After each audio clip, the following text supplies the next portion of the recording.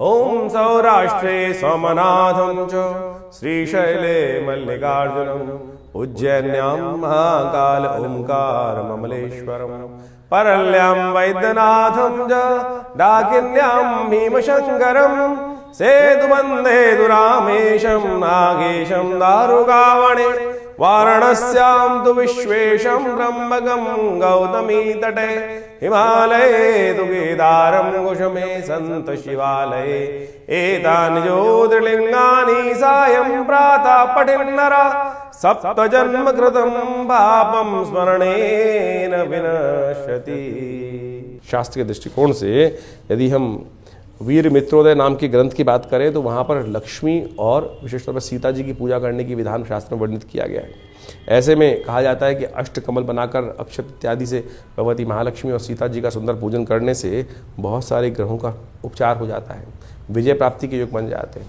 और साथ साथ इसी ग्रह नक्षत्र के योग में एक परिवर्तन की स्थिति बन रही है कि आपका मन जो है धर्म की स्थिति बढ़ेगा, लेकिन हुलाष्टक आरंभ हो रहे हैं। तो तुला राशि वालों, हुलाष्टक जो है वो बहुत विशेष संबंध रखते हैं व्यक्ति के साथ। ऐसे में जो नेगेटिव एनर्जी है बहुत प्रभावी हो जाती है और जीवन में चल रहे कष्टों को और बढ़ा देती हैं। तो ऐसे में ध्यान रखना चाहिए कि हुलाष्टक के दिनों में कोई नए बहुत भोग विलास के कार्य नहीं करने चाहिए, पंप एंड शो के कार्य नहीं करने चाहिए।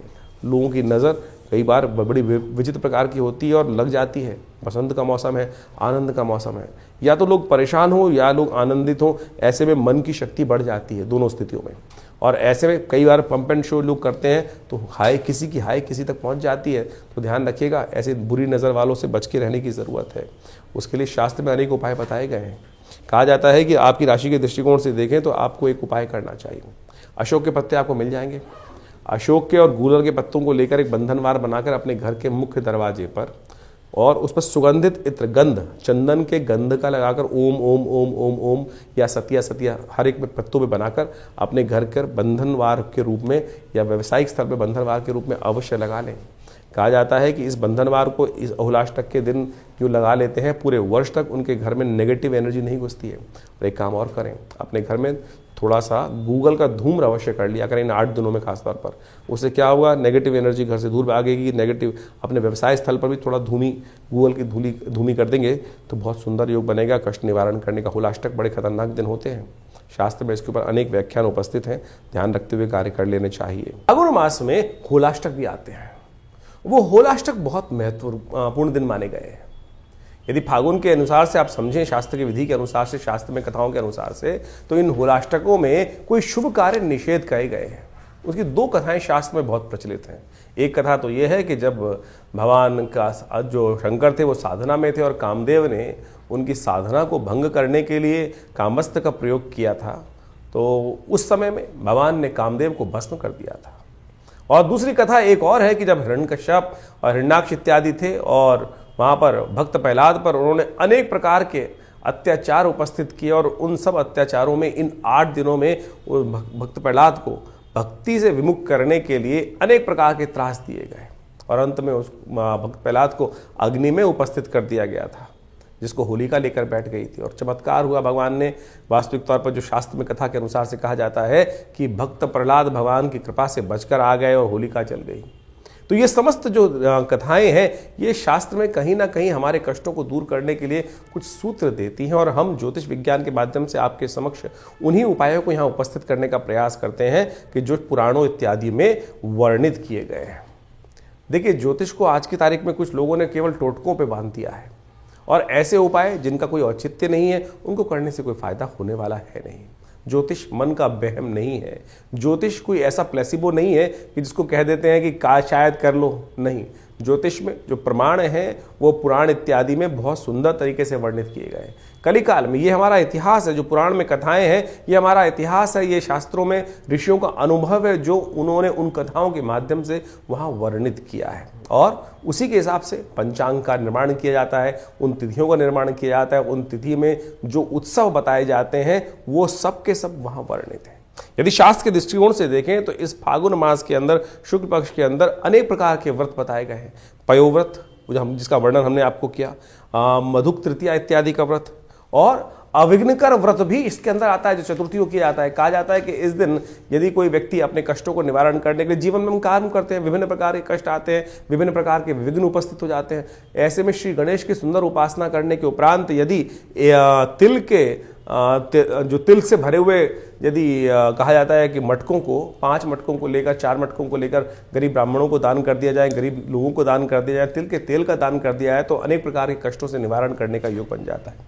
मनोरथ चतुर्थी भी इसी मास में पड़ती है और कहा जाता है फागुन शुक्ल पक्ष चतुर्थी के दिन स्वर्ण से निर्मित गणेश जी की यदि सुंदर मूर्ति का व्रत कर उनका पूजन किया जाए तो भगवान गणेश समस्त विघ्नों को दूर करने के युक्त मनोरथ सिद्धि के योग बन जाते हैं। इसके साथ साथ अर्कपुट सप्तमी का योग भी शास्त्र के अनुसार से बताया गया है। अर्कपुट सप्तमी के दिन कहा जाता है कि स्नान के पश्चात भगवान सूर्य का सुंदर रूप से ध्यान कर उनको अर्घ इत्यादि देकर और व्रत कर या अगर एक दिन पहले व्रत कर यदि भगवान सूर्य को अर्घ दें तो सूर्य संबंधित समस्त समस्याओं को दूर करने के अनेक रास्ते आपके जीवन में बन जाते हैं। सूर्य कीर्ति के मालिक हैं और हर महीने सूर्य की संक्रांति होती है, तो उन सब में यदि विधि विधान के अनुसार से हम समय समय पर आपको उपाय बताते हैं, उनको करेंगे तो बहुत सुंदर रूप से कष्टों को निवारण करने का योग आप अपना अवश्य बनता है।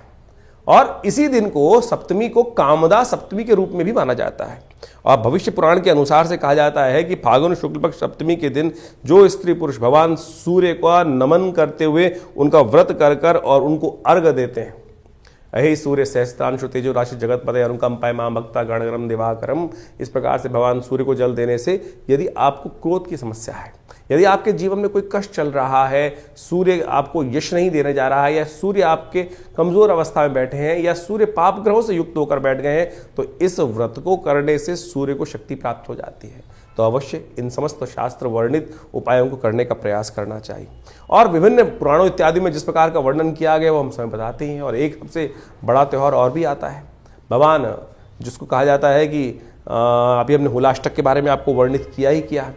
उसके बाद पूर्णिमा के दिन चंद्रदेव का जन्मदिन माना जाता है। कहा जाता है कि चंद्र दोष जिनकी कुंडली में लगा हुआ हो या किमुद्रम योग कुंडली में जगह लगा हुआ हो, तो इस दिन भगवान चंद्रदेव की सुंदर उपासना करने से अनेक कष्टों को दूर करने का योग बन जाता है। जो चंद्रव्रत का वर्णन होगा वो अगले एपिसोड में हम आपको बताने वाले हैं, जब बीच में जो वर्णन आएगा, क्योंकि इस दौरान जो ग्रहों का योग पड़ रहा है वो हमने आपके समक्ष उपस्थित किया। तो आपको इन सब चीज़ों को सत्य रूप में समझने का प्रयास करना चाहिए। ये हमने इस कार्यक्रम के माध्यम से जो भी चीज़ें पंचांग के अनुसार से आपके समक्ष रखने का प्रयास किया है। कई लोग तथाकथित तौर पर ये बात को भ्रांति समझते हैं कि भैया ये उपाय से कुछ नहीं होने वाला। अरे शास्त्र में जो उदाहरण है उनको करके उन्होंने जो कथाएं बताई गई हैं उन सबके जीवन में कष्ट को दूर करने का मार्ग बना के नहीं बना। आपका विश्वास चाहिए, आपकी श्रद्धा चाहिए, और श्रद्धा से कष्ट निवारण करने का योग अच्छा बन जाता है। एक बात और समझें, वास्तविक तौर पर ऐसा कोई भी कष्ट नहीं है जो आज आया है पहले ना आया हो। ये संसार अविरल क्रम से चलता आया है। तो जो उन सब योग, अगर आप वेद पुराण इत्यादि पढ़ें, अथर्ववेद को पढ़ने का प्रयास करें, तो वहां अनेक मनोकामनाओं की सिद्धि के लिए शास्त्र में अनेक उपाय बताए गए हैं। यजुर्वेद इत्यादि संहिता में तो अनेक प्रकार से इन सब चीजों का वर्णन किया गया है। अथर्ववेद के अंदर स्वास्थ्य संबंधी समस्याओं को ठीक करने के रास्ते मिलते हैं, तो यजुर्वेद के अंदर मनोकामनाओं की सिद्धि पूर्णित करने के लिए अनेक उपाय शास्त्र में वर्णित किए गए हैं, जैसे रुद्राष्टाध्यायी।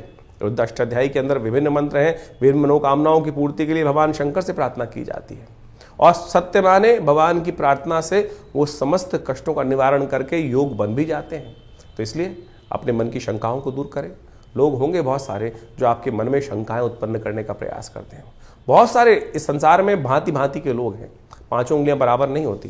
तो कोशिश ये करें कि संसार में जो आपको उत्साहित करने का प्रयास करें, सत्य मार्ग में डालने का प्रयास करें, उनका अनुसरण करने का प्रयास करें। एक पुरानी कहावत है, उन लोगों के बीच में ना रहें जो आपको हतोत्साहित करते हो, जो आपके धर्म पे आक्षेप करने का प्रयास करते हो, जो आपको पदभ्रष्ट करने का प्रयास करते हो। सत्य राह पर चलने, धर्म का पालन करना शास्त्र का एक नियम है, और जो धर्म के साथ चलते हैं, धर्म के वर्णित नियमों के अनुसार से चलते हैं, धर्म में वर्णित परंपराओं का निर्वाह करते हैं, धर्म स्वयं उनकी रक्षा करता है। ये शास्त्र में अद्भुत रूप से वर्णित किया गया है। ज्योतिष बिल्कुल सनातन की एक सुंदर परंपरा है, और धर्म से विमुख होकर ज्योतिष का कोई जो निदान पार्ट है उसका तो कोई लाभ मिलेगा ही नहीं है। तो इसलिए निदान चाहते हैं तो अपने आप को सरल करने का प्रयास करें। हमने समस्त कार्यक्रम के माध्यम से आपके समक्ष पूरा जो वर्णन था ग्रहों का इस समय का, उसके समक्ष आपको वर्णित किया है, और आशा करते हैं कि प्रयास जो आप करेंगे सही दिशा में, जो उपाय सरलतम उपाय हमने आपके समक्ष रखे हैं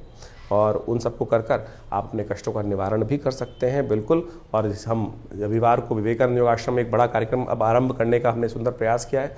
महीने के हर पहले रविवार को हम यहाँ पर आश्रम में सुंदर जन्मपत्रियों का, जो बहुत सारे लोगों के समस्याएं जीवन में होती हैं, वो कष्ट निवारण चाहते हैं लेकिन जो आश्रम की जो फीस इत्यादि हैं वो देने में बहुत सारी समस्याएं लोगों के साथ होती है। तो हमने महीने के पहले रविवार के दिन सुबह 8 बजे से लेकर करीब 11 बजे तक एक कार्यक्रम रख दिया है। उसमें आप जो भी आना चाहें आश्रम पे आना पड़ेगा, फ़ोन पे बात नहीं हो पाएगी, और वहाँ आश्रम पर आकर अपने प्रश्नों का समाधान निःशुल्क रूप में जान सकते हैं। बिल्कुल कोई फीस नहीं रखी जाएगी रविवार वाले कार्यक्रम में। सुबह 8 बजे से लेकर पहले रविवार के दिन, हर महीने के पहले रविवार के दिन करीब सुबह 8 बजे से लेकर 11 बजे तक एक कार्यक्रम रहेगा। यज्ञ भी होगा उसमें अंदर, और आपके प्रश्नों का समाधान देने की सुंदर व्यवस्था आश्रम की तरफ से रख दी गई है। दिल्ली में विवेकानंद योगाश्रम जमुना पार लक्ष्मी नगर में स्थित है। फ़ोन नंबर्स आपके सामने स्क्रीन पर चल रहे हैं। आप जो भी अपनी प्रश्न हो उनको व्हाट्सएप के माध्यम से भी भेज सकते हैं और पर्सनली रविवार के दिन आकर उनका निदान भी जान सकते हैं। धन्यवाद, नमस्कार।